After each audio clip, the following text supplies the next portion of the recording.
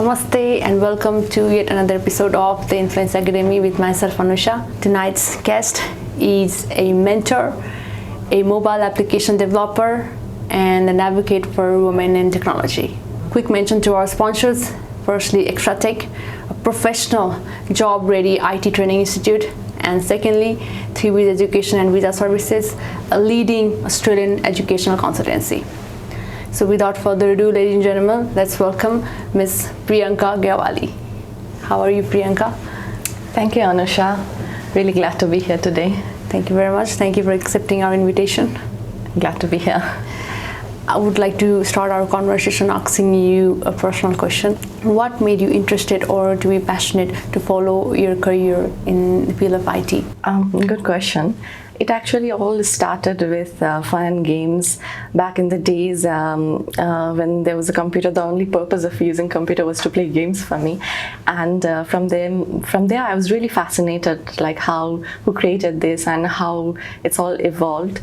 So it really started from my early days, but then I joined my bachelor's in computer science and information technology, and from there, as soon as I started, I think within a year or so, I involved in a boot camp. It was focused on women in technology. So there's a company based in Nepal. So they really empower women by providing all these kind of IT trainings, and not only that, they provide leadership trainings. So it was just initial two weeks boot camp, but then it went along over a year. I started learning Android from there, and I created small applications, but the main thing that I learned is the value that it can provide. I'm sorry, the boot camp, was it like a course or was it like a... Yeah, it's like for the duration of 2 weeks. The initial week they would just tell us the skills in the market and what's the demand, and how can we brainstorm something to create something like a mobile app. Was it before when you joined the IT, bachelor's in IT? No, it was in my first or second year, I think. Okay. And it was quite random. So they came in the college and they were just kind of promoting their organization and the boot camps that they were doing. I randomly applied, and a few of my other friends from my class, they also joined. So we were 5 girls. We joined the boot camp. There were other 8 girls as well. So what we did there was, initially it was just 1 week of brainstorming what ideas can we create, and the other half of the week was just to do the basic programming and create something, not hardcore coding, but still learning how to code in Java and create an Android application. And after completing the boot camp, I actually participated in several hackathons. So my confidence really boosted up because of winning those hackathon, and there were many people participating, but we were just a few 4 or 5 girls who would be there, and the rest of the the majority would always be boys. But still that didn't stop us, and we won many hackathons like that, and there were different motivating factors, like once we won that, our college would create big posters of those, and something like that really motivates an individual who is working hard to get where they want. And as soon as I came here in Australia, I was one day really wondering, like, I had made many progress when I was there, but here I'm just like stuck somewhere. So I had that moment, and then I started looking for if there's a hackathon in Sydney as well. And then there was actually one by organization called Girl Geek in Sydney, Girl Geek, and so they organized a hackathon. It was for 2 days, and there were 120 participants. I somehow managed my time to go there and be there. I was selected, and I worked in a team of other girls, other individuals. From there, we just brainstormed brainstorm and thought of an idea. We create an application and a website, and we pitched the idea to different companies, and there were some stakeholders like Commonwealth Bank and the major big companies here. And from that time, because I won that hackathon with along my team members, that really empowered me to find a job and to just think that it is possible for me. It's not just a country barrier that would stop my skills.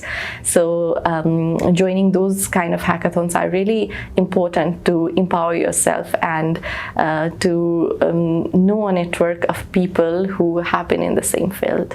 So it started from there, and from there I got an opportunity to network with many people who are already in the IT business. So it was easy for me, to understand the ecosystem of IT from the organization. You obviously joined Bootcamp and you had a similar group of friends. But when you started your study in IT after, SLC, were you interested from the beginning? Yes, definitely. I was passionate about, even the simple things. I actually did in my 11th grade. We had to create a simple front-end application, web application, and I was in a physics group, so we were just 6 girls among 50 students. So, being in engineering field as a girl, from the beginning, I could see that there's a lot of disparities. But if there's a passion, there's nothing that's gonna stop you. But it started before I joined my bachelor's. The purpose of me joining bachelor's was just to, continue this journey in IT. You have worked in Nepal and Australia as a mobile application developer. So what difference did you find between these countries in terms of use of technology, team collaboration, and work culture?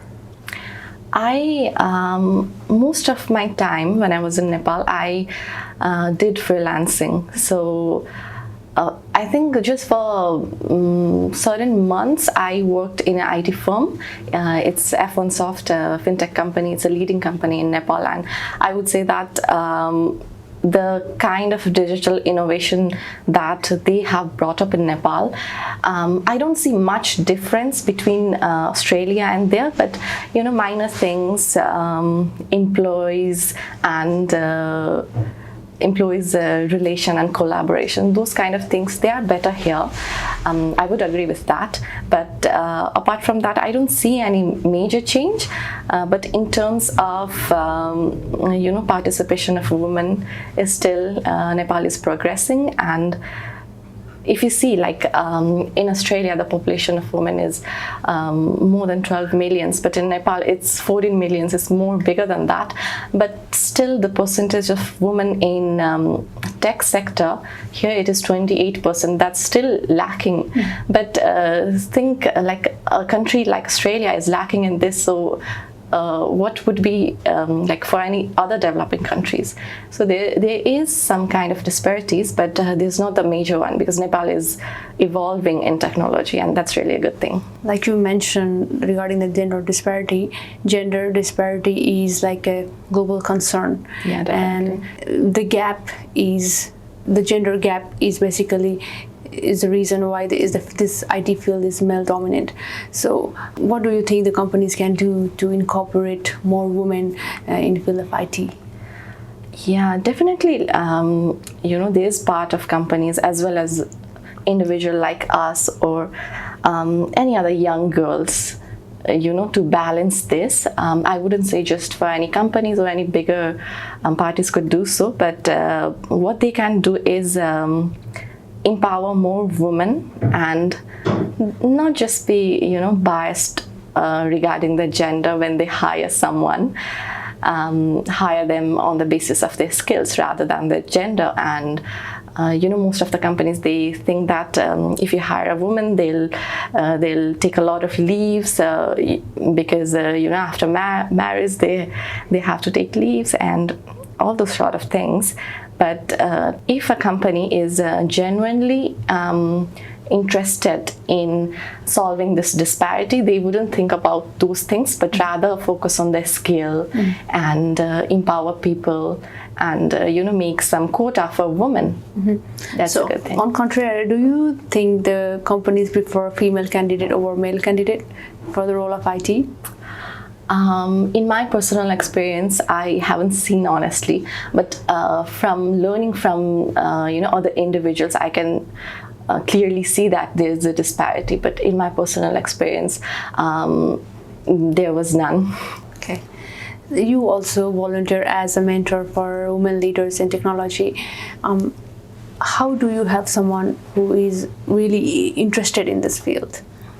Good question. Being a mentee, so I was a mentee back in 2017, and I had a mentor. She was a female, and I really looked up to her through her experience. We also have this mindset like you become what you see. So for some young girls, if they don't see female role models, it may be quite difficult for them to jump into the different fields. So mentorship do play a really important role when it comes to shaping up a person's career, and how we can encourage someone. It's all about sharing experience, and so whatever mistakes I may make or I made, I make sure that I tell that to my mentees so that they won't do the same, or basic things like reviewing CV before sending for job applications, and making sure of all those things. Obviously, these are the things that mentors do, but where do you find one? I mean, where do people start to look for a mentor? Because I joined the bootcamp and the organization, mentorship was a part of that. So it was easy for me. But for anyone else, I think there are the platforms like Mentor Cruise. Currently, I'm a mentor at Mentor Cruise, so I have been mentoring few mentees there. You can just sign up for those platforms, find about them, or the very genuine thing is just reach out to people. If you think you need some kind of guidance from someone who is in the same field like you, it's really good to open up and just to have that one conversation. Quality mentorship is what we all need, and like I said, just like for professional socialization and some personal support as well. People don't have that kind of grasp like how important the mentorship is, especially here in Australia, where when students struggle. I mean, the students struggle in their colleges, universities, and after completing their degree, they struggle to find a job because they don't have a guidance. Maybe the guidance that they didn't get from the university. So, what would you like to say to those students? I mean, who are struggling? Yes, I have been in that phase as well. So when I came here, I absolutely knew no one who was in the IT field. I didn't have any friends who were working in IT industry, or nor of my relatives. So whenever I said that I wanted to, work in my own passionate field, and then they would just say that don't think about that, just complete your studies and get a job, any job that would work for you. So at that time, now I realize that if someone who just say that you can get there if you just prepare for yourself and all those things, those are just the motivating words that a mentor gives. So if I had a mentor at that time, it would be much more easier for me. So similarly, there are many students who are struggling, who are really good at what they do in IT industry, but the thing that can be stopping them is not having the proper counseling or mentorship. Many universities in Sydney, they offer peer mentoring and from their seniors. So the uni are also trying to do their best from that part, but it's also up to the individual if they want to opt for it or not. And if they wanna break their own comfort zone, to get out of that, and to explore, to see people, what are their achievements and what they have done. Maybe just being someone and ask them, how did you get into this field? How difficult was it for you? These are the simple questions. So I think the most important thing is asking questions to yourself and to other person, and that will give much more sense to where you are at and where you want to be. Okay, thank you. Well said. Thank you. You are currently working as a mobile application developer in XAM Consulting. So what is your day-to-day job like? I have been doing mobile application development in Android and iOS platform. I actually said in the bootcamp I started my career as an Android developer, but then I moved to iOS. Currently, I'm doing much of iOS and less of Android, but it's like a consulting company. We develop innovative solutions. We help businesses. There are many big companies that we work for when it comes to providing enterprise solutions, mobile applications. So the company that I currently work is really motivating, and it's really a fun place. So for me, my day-to-day job is, I think it's it's not like a normal job. It's full of fun, motivation, and constant learning. So recently also I was learning something completely new that I never learned. So being a developer in mobile application, I don't suggest anyone to be bound in that area as well, to explore other opportunities and other tech stacks as well. So for me, my company has helped me a lot in upskilling myself, and my day-to-day activities are mostly like communicating with my team members and working in a team, suggesting what's better, how we can make things good, and yeah, that's pretty much it. So like you mentioned, so how different are these platforms like Android and iOS, and in terms of making applications for them? Maybe because I started as an Android developer, and it was not that difficult for me to switch to a Swift programming language to create iOS applications. But for someone who is quite new to programming and they want to create mobile applications, I don't know, it's a personal preference, but I would recommend learning Swift. Swift language is itself very user-friendly, and it's easy to learn.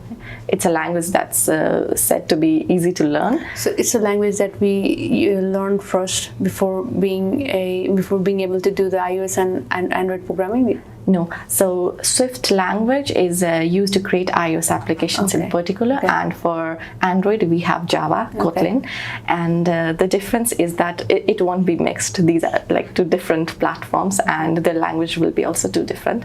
So when you know the basics of Swift language, you can get started in creating your applications. That's iOS applications. Okay, so basically we have to know Swift and Java before learn these languages so that we could enter into mobile both platforms. Platforms. Okay. So that's how you started. Yeah, that's how it started, but now we have other cross platforms as well. So we just need to learn one language and you can create app in both Android and iOS. Tech is evolving. Okay, so like you said, tech is evolving. Tech is evolving in a ridiculous speed. Like looking 10 years back, we've come a long way. For instance, Elon Musk is developing something called Neuralink, and it's an implant, a chip which can be directly planted into your brain, and we might not have to use mobile phones entirely. Yeah. So what do you think is the future of mobile phones, and how will the apps look in future? I know it's crazy how tech is evolving.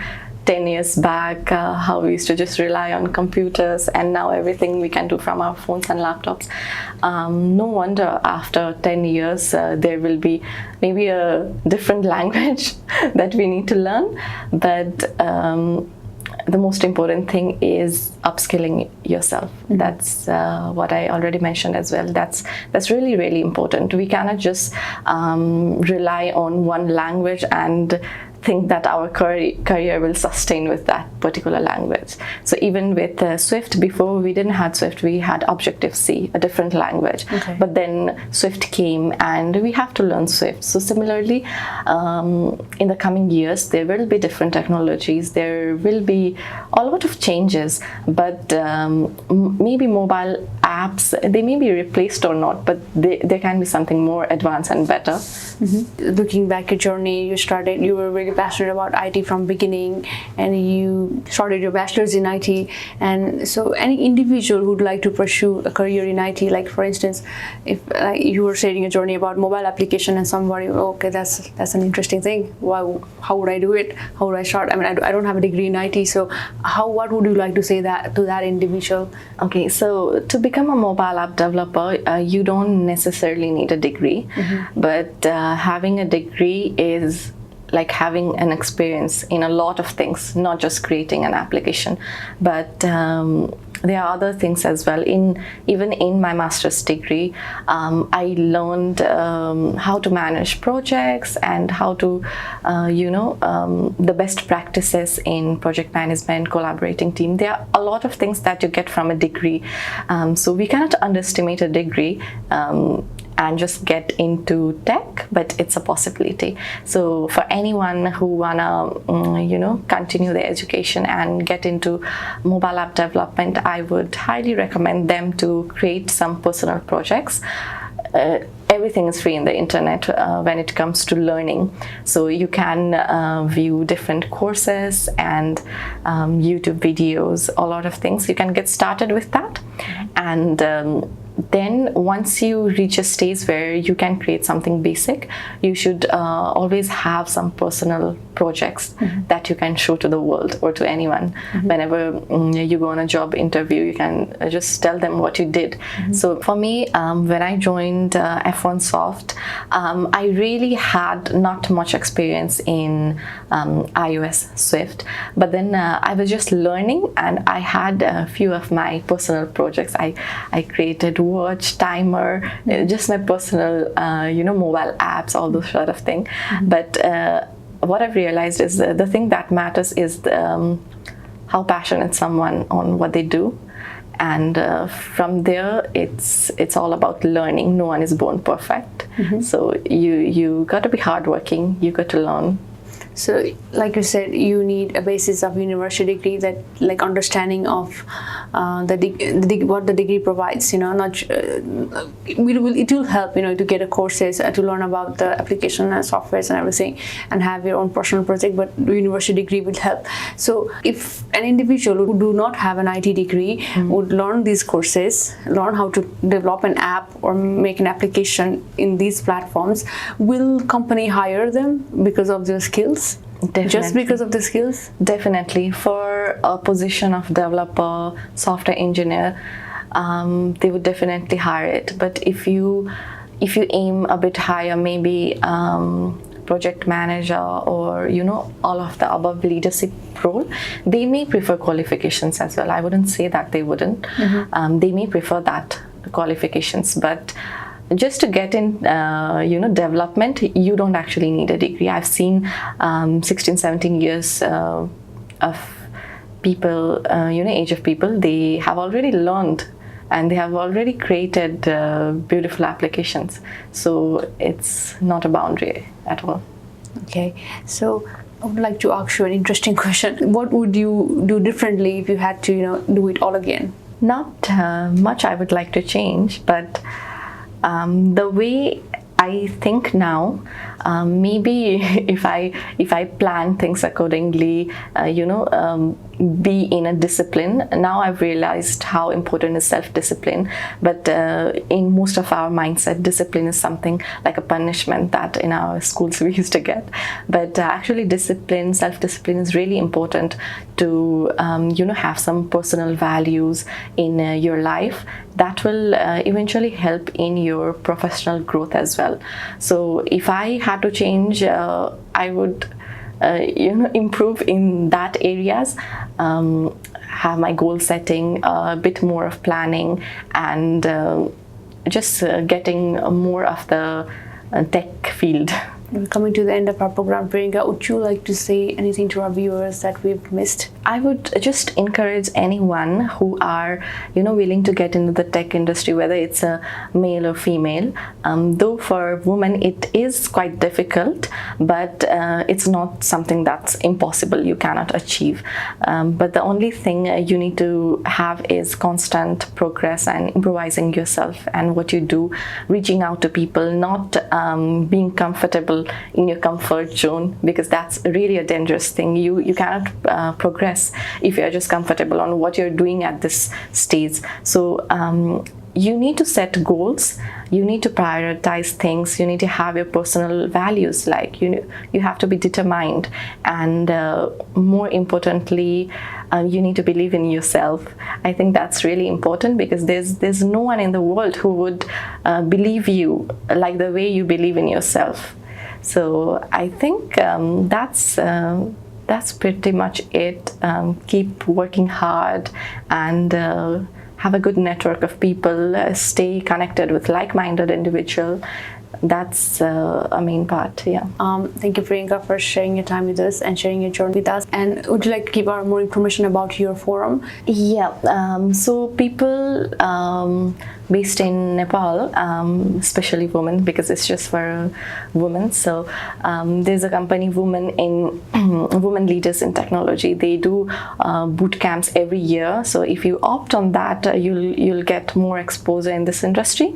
For anyone else around the world, you can use platforms like Mentor Cruise, and from there you can find mentors, and you can explore and evolve yourself as an individual when it comes to your personal development. And apart from that, I'm just trying to write more blogs and create YouTube content so I can help more people, who mostly the young ones who are interested in getting into this field. So that's pretty much it. Thank you, Priyanka. Thank you for sharing your time, and we wish you all the very best for your future endeavors. Thank you so much. I'm glad to be here. Thank you. On that note, I would like to end tonight's episode. We'll be back next week. Until then, stay safe, stay influenced, and thank you for watching Everest TV.